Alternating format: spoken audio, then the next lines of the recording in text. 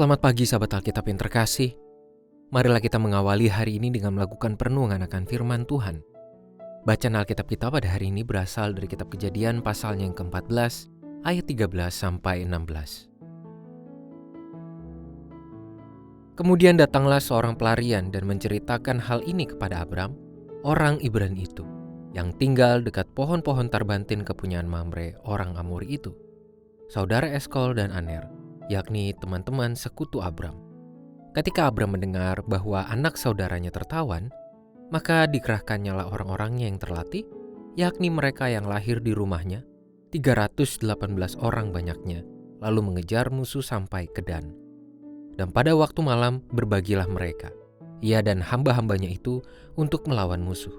Mereka mengalahkan dan mengejar musuh sampai ke Hoba di sebelah utara Damsyik. Dibawanyalah kembali segala harta benda itu, juga Lot anak saudaranya itu, serta harta bendanya dibawanya kembali, demikian juga perempuan-perempuan dan orang-orangnya. Abram menunjukkan kasihnya kepada Lot pasca mendengar berita penawanan yang dilakukan terhadap anak saudaranya tersebut. Tidak tanggung-tanggung, Abram bersegera untuk mempersiapkan diri dengan membawa orang-orang yang pandai berperang untuk membebaskan Lot dari tangan para raja yang menawannya. 318 orang yang terlatih merupakan modal bagi Abram untuk melakukan misi penyelamatan tersebut. Jumlah ini tergolong tidak banyak, mengingat lawan yang akan diserang Abram adalah para raja yang berkonsolidasi dan telah menang melawan 5 raja lainnya. Meski demikian, Abram tetap berhasil mendapatkan kemenangan dan membawa pulang Lot dengan seluruh rombongannya. Catatan ini menunjukkan bahwa Abram bukanlah orang yang memang dapat dipandang remeh. Seluruh kekayaan dan orang-orang terlatih berperang yang ada di dalam kelompok Abram merupakan fakta bahwa ia adalah orang yang juga berpengaruh, bahkan hingga mampu mengalahkan kekuatan para raja di wilayah tersebut. Kemenangan ini semakin meneguhkan citra Abram sebagai orang yang sabar dan bijaksana, seperti yang sudah muncul dalam caranya menyelesaikan konflik dengan Lot.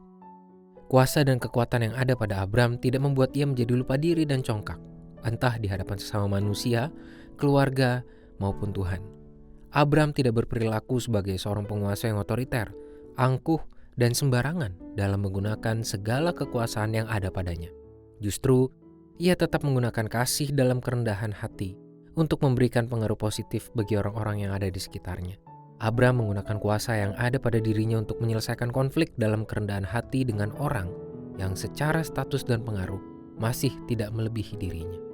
Dia telah dengan rendah hati mempersilahkan Lot memilih wilayah untuk ditinggali. Bahkan tidak hanya itu, Abram juga menggunakan kekuatan yang dia miliki untuk melakukan misi pembebasan bagi Lot dan seluruh kelompoknya. Dia melakukannya dengan penuh kasih persaudaraan meski pernah terjadi persengketaan di antara mereka. Sahabat Alkitab, biarlah kisah Abram ini menjadi sebuah ajakan bagi kita untuk berani menggunakan segala daya yang kita miliki sebagai anugerah yang dapat dirasakan secara positif oleh orang-orang yang ada di sekitar kita. Segala hal yang mampu kita lakukan tidak hendaknya dinikmati dalam keangkuhan, melainkan hanya dengan kasih dan kerendahan hati. Marilah kita berdoa. Tuhan, kami berterima kasih untuk setiap potensi yang Tuhan anugerahkan bagi kami. Tolong dan mampukanlah kami untuk menggunakan semua itu dalam kerendahan hati dan kasih, sehingga kami boleh hadir menjadi saluran berkat Tuhan bagi orang-orang di sekitar kami. Hanya di dalam nama Tuhan Yesus, Sang Sumber Kehidupan, kami berdoa. Amin.